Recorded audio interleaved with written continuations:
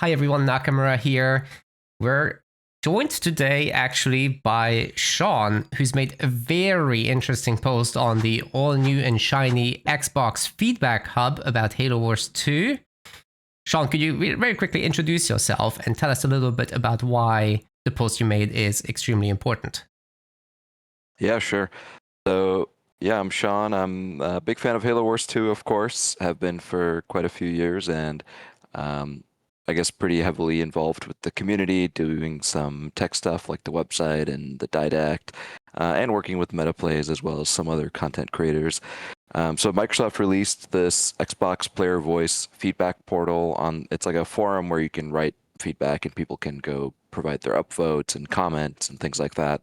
And they released that for Xbox, I think partly due to the new leadership that's coming in, trying to sort of bring Xbox back, because right now, PlayStation is kind of PlayStation and Nintendo are kind of dominating. So they made this for Xbox feedback, and I made a post for Halo Wars 2 specifically, basically asking to bring it to Steam, provide updates, provide remediation or fixes for the cheating, basically just some minor patches for that, and yeah, just show Halo Wars 2 a little bit of love. Yes, wonderful. So we'll explain all of that about why this matters, but for everyone that's interested and already agrees, the link will be in the description, of course, and you can go upvote and leave your own comments on the matter. The higher it gets on the priority list, obviously, the more visible it will be to the decision makers, and maybe we'll get some good stuff. Now, some might say that, as an existing Halo Wars player on either PC or console, it doesn't really matter to you whether it's on Steam or not, but support does. So let's talk a little bit about what the biggest issues even are, because, we're actually being watched by quite a few people that don't actively play.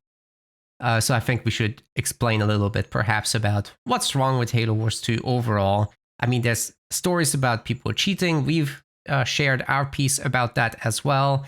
That's just one example for the multiplayer community. Could you walk the community a little bit through that? Yeah, absolutely. I mean, I think the game has needed and the community has wanted support for many years now, right? Like, we've wanted the bug fixes, we've wanted the crashes to be fixed, we've wanted the game on Steam to bring it to a wider audience. Having to work with Game Bar and Microsoft, whatever the App Store is called, Windows Store, I think. It's not the most, not only not convenient, but it's also quite buggy and just plenty of issues whenever you try to use things like party chat. I think right now, however, the biggest, most priority item would be patching the cheats. I don't know, I don't have a complete understanding of how the cheats work, but I think it has something to do with features or functionality within the game that was built in for developers to test things. I've kind of heard that as a proposed theory as to how the cheating mechanism work. It's very, very similar to what the developers would use to be able to test the games, give themselves unlimited supplies, power, leader powers, things like that. And those same things are being used, exploited for cheating. And I think that's probably the most important request that we can make, because it really, I don't want to say it ruins the game for us, because customs are still a thing, right? And we have some trust in the community. Not everyone wants to go out and get the cheats just to get the wins.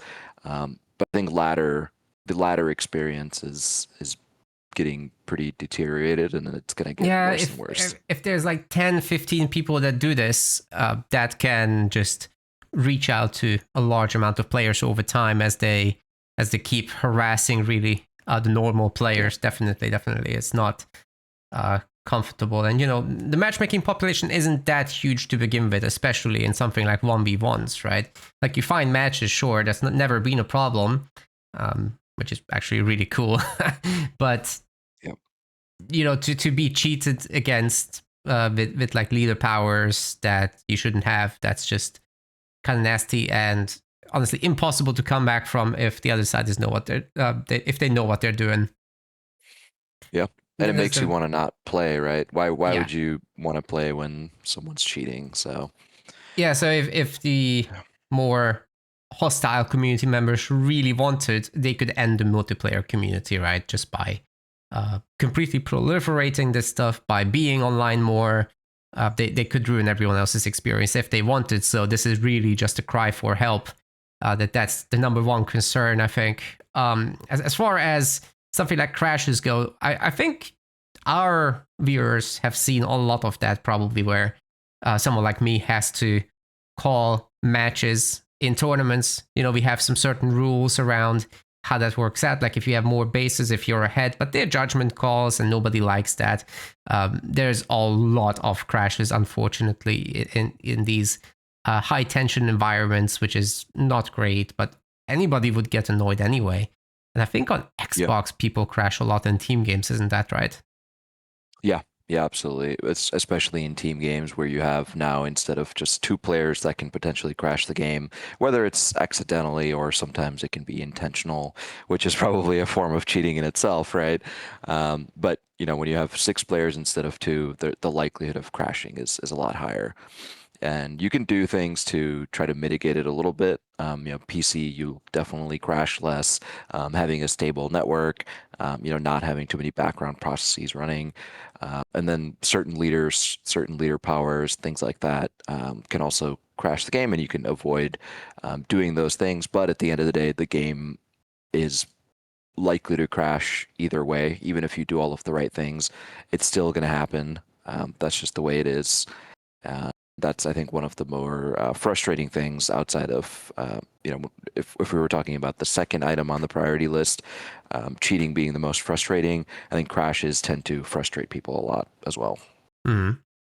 Now, let's talk for a second, I suppose, about just Steam itself.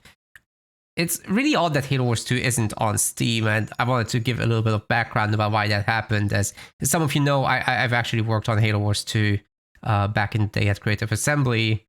And basically, what happened is Microsoft wanted to use Halo Wars 2 as a sort of chess piece on the board to make the Windows Store at the time more relevant. By putting their new first party titles there and only there, and of course on Xbox, the console, they basically made it so that it was more desirable to get on there. The more exclusive products you have, the more likely people will go there. Except at the same time, there were simultaneous strategies to spread new products onto Steam. So, for example, Halo Wars 1 got the definitive edition at the same time, and that was put there. Unfortunately, that one also isn't cross-play, so I guess that would be something to look at as well. But Halo Wars 2 didn't get that treatment, and Age of Empires Definitive Edition got that treatment. And these are all simultaneous events. So it's really confusing to start with. But then there was the matter of Halo Wars 3, which was obviously a pitch that many of you guys have seen the leaks of with the spaceships and whatnot. Some concept art got out, and yes, it's real. There was going to be a Halo Wars 3, but because Halo Wars 2 didn't sell well enough, because it was obviously on Windows Store, not Steam, where the largest audience was, a lot of people never really got to experience the whole thing, and Halo Wars 3 got cancelled because they weren't happy with the performance, which was largely self-inflicted bad performance to begin with. So this is one thing I'd like Microsoft to really understand, that what they're doing doesn't make sense, or what they didn't make sense, sorry. And now they have a chance to see what this can do if they just put it in the most populated store in the world and just let it do its thing. Probably they're going to sell 500,000 copies or more, just like Halo Wars 1 did. I would buy it again. You would buy it again? Wow. Okay, that's dedication. I love it. No, and I think what really breaks my heart there is that it seemed like the framework for having Halo Wars 2 on Steam was already in place. Like they were already working on it, and then for whatever reason, and it's probably what you're saying in regards to the Windows Store, but you know they had the depot. They had, I don't know if you saw this, but Yes. community members Yodesla and Black and Fan found something on SteamDB. I think it's steamdb.info or .com, where there were Halo Wars 2 indications that Halo Wars 2 was being brought to Steam, right? Like it was a work in progress, and for whatever reason, it wasn't completed. So that makes me think that it wouldn't be as much of an effort as it could otherwise be to bring a game that was never intended to be on Steam. But because some of the remnants are still there, it shows that, the framework being there, but also like the game was kind of designed or thought to be on Steam right from the start, and maybe that would be an easier effort to finish than otherwise if it was never intended to be on Steam. Oh, there was a little bit of work done back in the day, just some exploration, but it wasn't real, right? Like it wasn't actually functional yet or anything. The very, Gotcha. very basics were starting to get pursued, but then the whole thing got pulled off, actually. So what Creative Assembly did was very minimal, and I can't speak as to what happened after that, because like months after the final patch, everything was just handed back to free for free, and Creative Assembly had no access anymore. So it's all with what's currently Halo Studios. What they're doing is their business, and I don't know anything. Yeah, I guess I'm more, and I'm just theorizing here, right? Like I'm by no means a game developer. I don't really know the inner workings of how all of this stuff flows, but I was just thinking that because the Steam DB stuff exists, meaning so they put a little bit of work into it, so that makes me think that the game it's able to be brought onto Steam without too much additional work or too much like added complexity. And I assume like specifically around like matchmaking, crossplay, things like that, right? Like how do you have a Steam username versus an Xbox gamer tag? Like I think a lot of those pieces might already be in place. Yeah, actually, like in the game code. the Age Sorry, of series actually makes you log into Xbox. So that's pretty even interesting. though it's on Steam. Yeah. So it's like both are running at the same time, and they're just using the Xbox API basically to get that work done. Okay, makes sense. Cool. There's another opportunity here with all of this, other than the fixed bugs, other than the stability and cheat fixes and more players and all that, which is new content, new features. Do you have a specifically strong stance on any of that stuff, Sean? Yes and no. So if I could get the game on Steam with bug fixes for the crashes, cheating exploits fixed, and maybe a small balance patch for basic things like Boundless Siphon, right? If those four things were in place, I would be a very, very, very happy person. Now, if they added more, I assume you mean like leaders or maps or things like that. I think I'd be more open to maps. We already have 16 leaders. We have a very diverse pool Quite of enough leaders, probably. Yeah. I think I'd be better. Like maybe a new campaign could be cool, or additions to the existing campaign, or more maps. I don't know if I would necessarily care too much about more leaders. Fair enough. This is really good. Maps are definitely at the top of my personal wish list as well. But there's another thing, and I'm biased because I do tournaments, right? But if we had a replay mode, that's it. I would probably pivot my personal channel to Halo Wars as well. In addition to meta plays, because you would quit your full-time job and become a Halo Wars 2 tournament caster. Let's not go that far, but I would definitely do a whole lot more than I am now. So replays, what does that mean? You probably guys are familiar with it from other RTS games or from the Halo series itself. Basically, it's a playback of the match as it happened, but you get the bird's eye perspective as you do in the spectator mode. It's the same thing, but you can watch it from a single file. And that would mean that the players could just send me theirs, and I could just do a cast on my own time without everyone needing to be there. It's incredible technology, and the fact that Halo Wars 2 never had that was a big pain in the butt while working on it, because you couldn't reproduce the bugs without actually doing them. It's so much more convenient when people just send you the thing. But anyway, it's just so good for the community. It's so healthy. You can just review a game. If you want to send a better player your match to review it, see what you've done wrong, what you could have done better, you can do that. If you want to do parallel tournaments with people not necessarily being there, so you just freely schedule, you can do that. There are so many opportunities with this, and we just have none of it, unfortunately. Halo Wars, we need to be there, and there's maximum 2 players able to spectate at the same time. Yeah, that'd be really cool. And is it that I'm not a big RTS person outside of Halo Wars 2? Do most RTSs have a replay feature? I exclusively play RTSs that do. So there's Halo Wars, obviously. I'm still playing Halo Wars, but look, StarCraft has it, Age of Mythology has it, Spellforce has it. It's not just the big games, it's the small ones too, which is actually kind of wild. And basically in CNC you have them. There's just so many games, and they all kind of do it, the ones that are noteworthy. They have it in Company of Heroes, which is the other game that we host on MetaPlays, and our tournaments are actually running off of replays, and people can play whenever they want. It's so convenient. We got players like Almirante who work on Sundays. He cannot play in our Saturday tournament. Sorry, he works on Saturdays and can not play in those tournaments, is what I mean. Yeah. No, that would be really cool. I think we would have a lot more people playing in the tournaments if you didn't have to commit, a 6 to 8 hour day to it. That's right. And I'd really love to do these group stage tournaments, right? Where you have to go through a group, then I can cast each group in one day. And then we do a final stage, which is live. So many opportunities. And there's another thing, which is saving in the multiplayer games, especially when the player disconnects, and just saving that game state before the disconnect happened.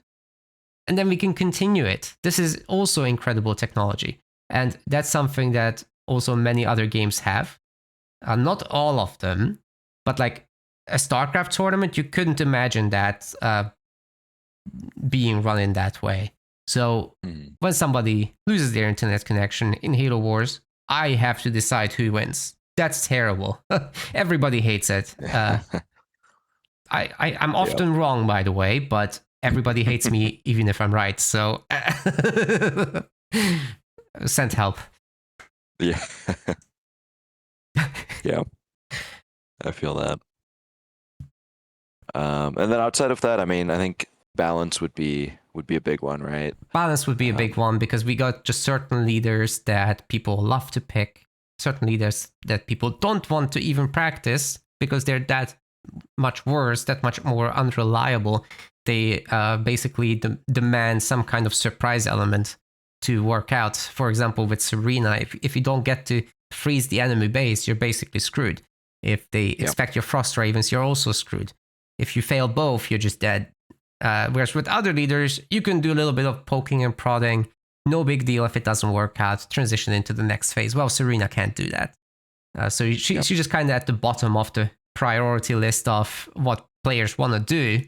And if we have rules that basically make you rotate through many leaders, something like Serena comes up and it causes people to lose a tournament. So it's just not great. Then you have Warriors, which at the highest levels on ladder has a 70% win rate. Among the top players, that is, if you utilize the combat spoils power, which is just siphoning resources from buildings. So much extra economy. You just can't have that in a game like this. Yeah, I think there's a lot of little tweaks that I would make. Right, like there's the more obvious ones, like you're mentioning with combat spoils. Serena, Johnson, probably Kinsano needing some sort of buffs. Yeah, her hogs are worse than the normal ones, but more expensive. What is that? Yeah. Kinsano Flame Hogs. I think I would, with Kinsano Flame Hogs, I think I would make her hogs more strong against infantry compared to the regular hogs, and then maybe give her like a flame siege as well. I think that would be really cool. Yeah. I mean, they kind of are already better, but like the difference could be bigger, and it probably doesn't need to be more expensive. That's just kind of silly. Yeah.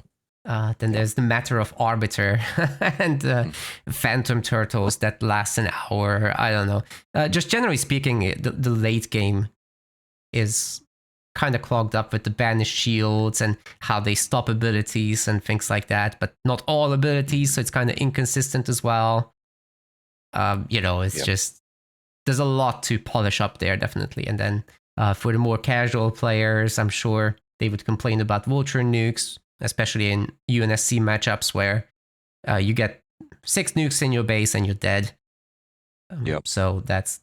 that could be perhaps a bit more spread out, put a little bit more damage on the guns and missiles and not the ability or something like that. Yeah. And then you have your Desi Banshees, your Dark Sky JPB, your Engineer Oh yeah, Bubbles.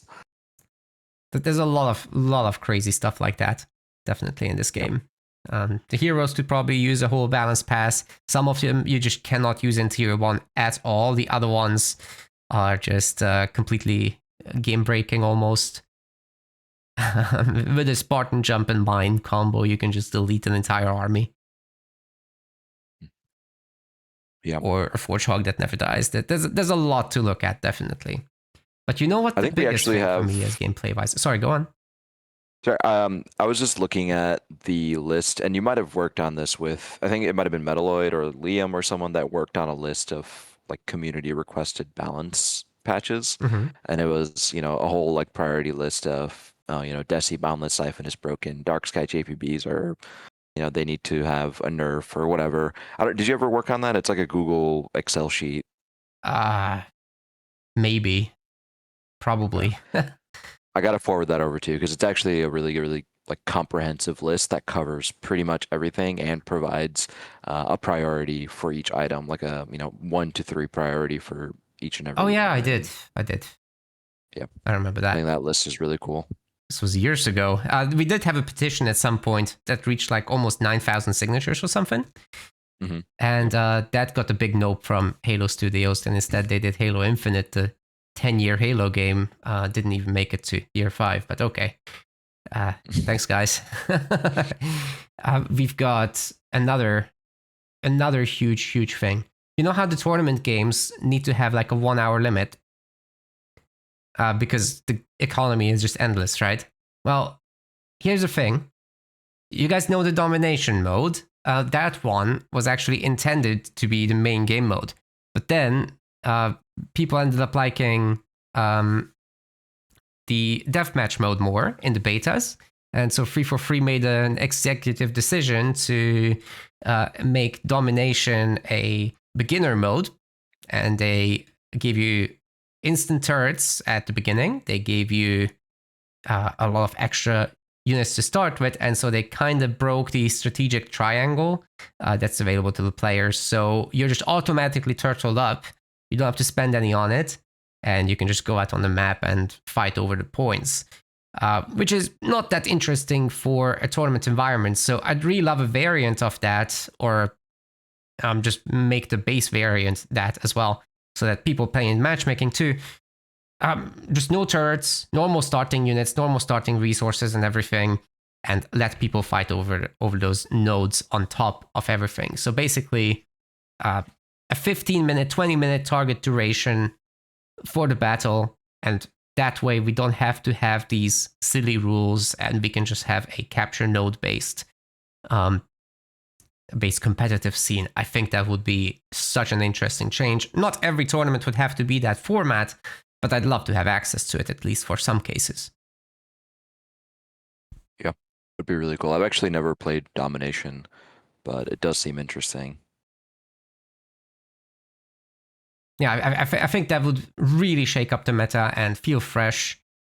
It's just right now, the way it is, I mean, it doesn't even get featured as a playlist because it's only 2v2, right?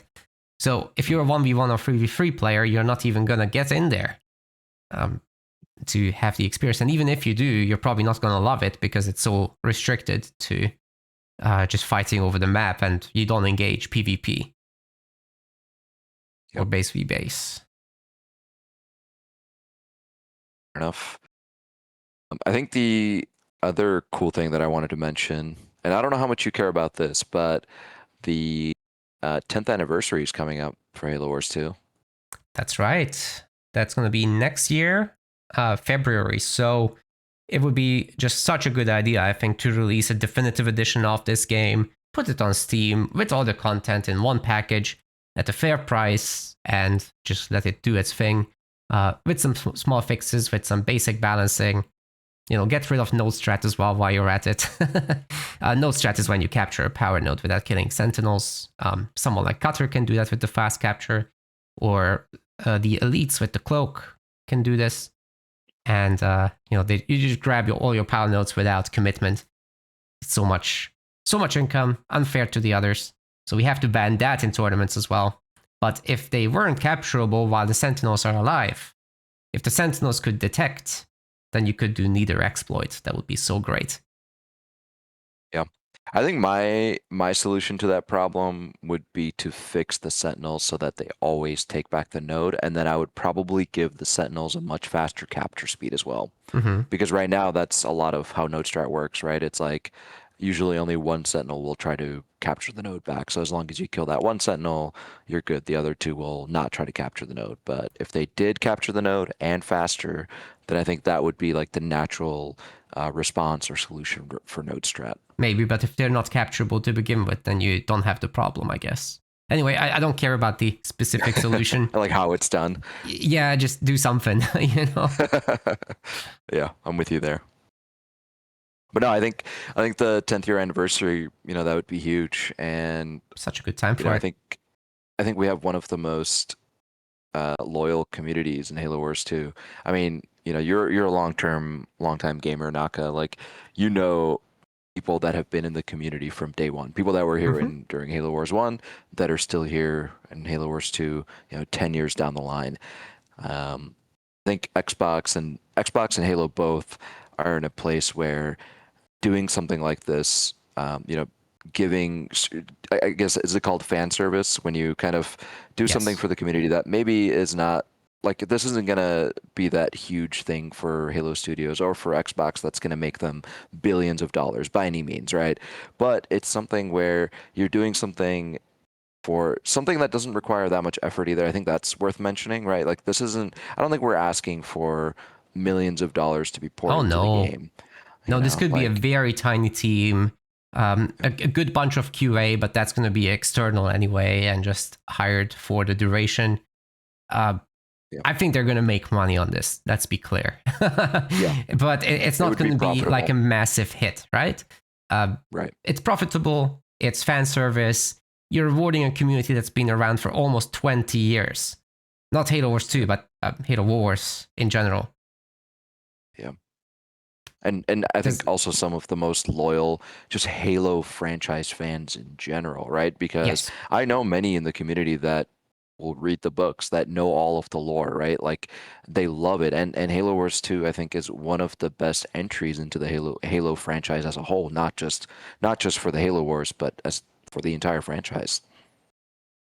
Yes, and you know, if they really wanted to, it would provide them a platform to do another DLC as well for story, because that got kind of just left up there, and didn't get kind of sorted out very nicely. It's very cliffhangery.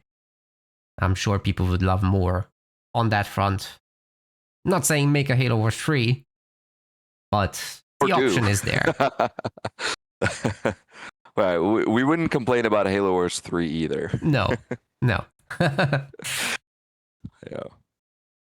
But let's no, I think that let's would see be- I this think that fixed would be first, huge. right? Like, you might as Yeah. well have a good Halo Wars 2 version, a good final version that's good forever, and then you don't have to worry about it anymore. It's a good excuse after that if it works out to go into Halo Wars Yeah. 3 as well. Absolutely. I think I honestly think this is one of the, you know, absolute best bang for buck opportunities that Halo Studios and even Xbox has, right? Like, just I can just imagine, like, you're giving love to a game, to a community that's, you know, 10 years old at this point. You don't need to do it, right? No one's going to be mad if you don't do it, obviously. But if you do it, it's going to bring so much goodwill to Xbox and to Halo Studios. And I think much needed at this time, right? Like, I think the new leadership is looking for wins. And I think this is one of the best possible wins they can get. Agreed, for sure. All right, Sean, I think we've said all that there is to say. We've asked for fixes. Yep. We've asked for more players. We've asked for maps. We've asked for features. We've asked for enough. Yeah. Let them cook. Guys, we need your signatures. Call to action, please. we need everyone to go and upvote the post that Sean made. Again, link is in the description. The more upvotes there are, the higher it goes on the list, the more likely it is that the leadership will actually read it. Leave a comment as well for your personal touch on the topic. And of course, join our tournaments. You have to do that. And definitely leave a comment. We are actually on the second page. We're at the top of the second page right now if you sort by most comments. I don't think we're going to make it past page 5 when you sort by most votes, because some of the posts, like bring exclusives to, more exclusives to Xbox, have tens of thousands of votes. We're not expecting to get there, but I think with comments, we're already on page 2, and I think we can get to page 1 even. That's great. And I'm sure they're sorting by all sorts of metrics on these, so that should be very interesting. I'm sure they have like an internal view sorts as well. Yeah, I mean, having this many comments from human accounts, not just bots that are spamming, because I know I've seen some of the other threads do have bots like spamming on them. We have real people. We have passionate people with real Microsoft accounts that are writing posts because they care, or that are writing comments because they care. And I think at a minimum, we're gonna get in front of Halo Studios, in front of Xbox. They're gonna see this, and they're gonna at least have to consider it. Wonderful. Well, thank you, Sean, for joining me for this discussion. Sean has a YouTube. You can go and check that out as well. He likes to troll the 2v2 playlist with Ed. Thanks for that, Sean. Absolutely. Thank you for having me, Naka. Of course. Take care. Bye-bye, everyone. We want to thank our website patrons. This is by far the best way to support MetaPlays. Your contribution helps keep the project sustainable and allows us to produce more and better content. If you aren't yet a patron, check out our link in the description and get in touch to collect your perks. We will see you the next time.